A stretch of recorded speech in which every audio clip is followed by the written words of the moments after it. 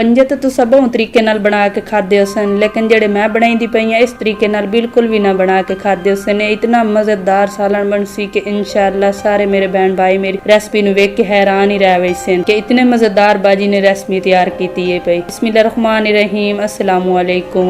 उम्मीद करनी है सारे मेरे बहन भाई ठीक हो सो। ते अज मैं अपने बहन भाइयों वास्ते पंजियां दी रेसिपी शेयर करे सां, कुकड़ी दे पायां दी रेसिपी शेयर करे सां। ਇਹ ਵਾਲੀ ਰੈਸਪੀ ਬਣਾਉਣ ਵਾਸਤੇ ਦੇਗਚੀ ਦੇ ਵਿੱਚ ਮੈਂ ਪਾਣੀ 2 ਤੋਂ 3 ਗਿਲਾਸ ਸ਼ਾਮਿਲ ਕਰ ਲਿਆ। ਪਾਣੀ ਨੂੰ ਮੈਂ ਚੰਗੀ ਤਰ੍ਹਾਂ ਗਰਮ ਕਰ ਲਿਆ। ਉਹਦੇ ਵਿੱਚ ਇੱਕ ਪਾਇਆ ਸ਼ਾਮਿਲ ਕਰਕੇ ਤੇ ਉਹਨਾਂ ਨਾਲ ਦੇ ਨਾਲ ਕਢੇਂਦੀ ਵੇ ਸਤ ਉਹਨਾਂ ਦੇ ਉੱਤੇ ਛਿਲਕੇ ਲਾ ਲਏ ਸਨ, ਜਿਵੇਂ ਕਿ ਮੈਂ ਲੈਂਦੀ ਪਈ ਹਾਂ ਬਿਲਕੁਲ ਇਸੇ ਤਰੀਕੇ ਨਾਲ ਤੁਸੀਂ ਲਾ ਲਵਣੇ। ਇਹਦੇ ਵਿੱਚ ਕੋਈ ਮੁਸ਼ਕਿਲ ਨਹੀਂ, ਕੋਈ ਪਰੇਸ਼ਾਨੀ ਨਹੀਂ। ਇਤਨਾ ਖੂਬਸੂਰਤ ਪਾਇਆ ਹੋ ਗਈ ਹੈ ਵੀ ਕੁਕੜੀ ਦਾ ਪਾਇਆ, ਮੁਰਗੀ ਦਾ ਪਾਇਆ। ਸਾਰਿਆਂ ਦੇ ਛਿਲਕੇ ਲਾ ਲੈਣ ਤੇ ਨਾਖੂਨ ਵੀ ਉੱਤੋਂ ਕੱਟ ਲੈਣ। तुसा चाहो तो इतने कुकड़ी के पाए 2-2 हिस्से च कट सकते हो, मैं कोई नहीं कटेंदी पई। अगर तुहानू मेरी ये रेसिपी ज़रा बराबर भी पसंद आती पई है तो फिर मेरे भाई एक लाइक तो बनता है भी मेरी वीडियो नू लाइक कर दिता करो। तो मैं कढ़ाई दे विच 2 चम्मच घी दे शामिल कर लिया ते उहदे विच प्याज ते हरी मिर्च शामिल कर लिया है। प्याज ते हरी मिर्च नू हल्का जिहा फ्राई कर लिया है तो उहदे विच लहसुन अदरक दा पेस्ट शामिल कर लिया है 1 चम्मच के बराबर। मेरी वीडियो पूरा वेख्या करो, पूरा वेखण नाल ही पता चलता है भी इस बाजी ने किवें बनाई है तो किहड़े तरीके नाल तैयार किया है। भी इस रेसिपी नूं पूरा वेखण नाल ही पता चलता है भी नाल दे नाल खूबसूरत जिहे टमाटर शामिल कर लए सन, हल्का जिहा मिक्स कर लए सन ते नाल दे नाल पाउडर मसाले भी शामिल कर लए सन। ये रेसिपी इतनी मज़ेदार रेसिपी है भी एक बारी घरे जरूर ट्राई करिया। हुण मैं इहदे विच कुछ पाउडर मसाले, खुश्क धनिया पाउडर, गरम मसाला पाउडर, हसबे ज़रूरत नमक, काली मिर्च पाउडर, हल्दी पाउडर, 2 चम्मच भर के लाल मिर्च पाउडर भी शामिल कर लई सन।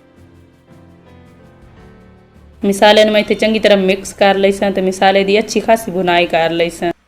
मसाले नूं चंगी तरह भुनना चाहिए, फिर मसाले दे टेस्ट ज़्यादा आउंदा है भी मसाले नूं चंगी तरह भुन लई सन। अल्हम्दुलिल्लाह माशाअल्लाह इत्थे मसाले नूं मैं भुन लई है।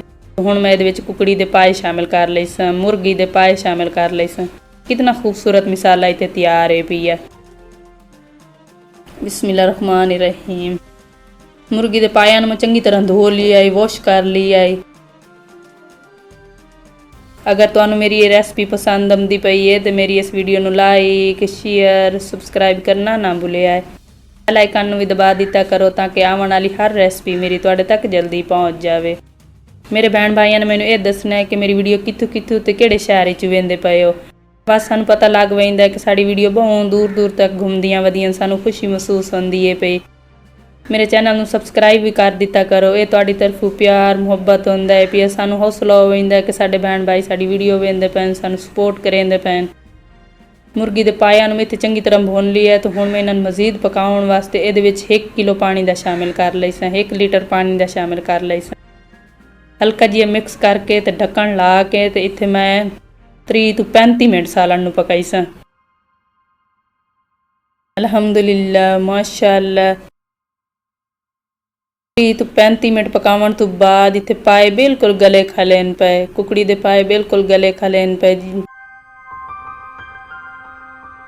मैं अपने बहन भाइयों नाल बड़ियां आसान तो आसान रेसिपियां शेयर करनी तो बड़ियां सस्तियां तो सस्तियां शेयर करनी। मैं सोचनी है कि मेरे बहन भाइयों बनावने च मुश्किल ना होवे ते खावन तो उन्होंने मज़ा आवे खावने च ते बनावने च बिल्कुल ना कोई परेशानी होवे ते ना कोई टेंशन होवे।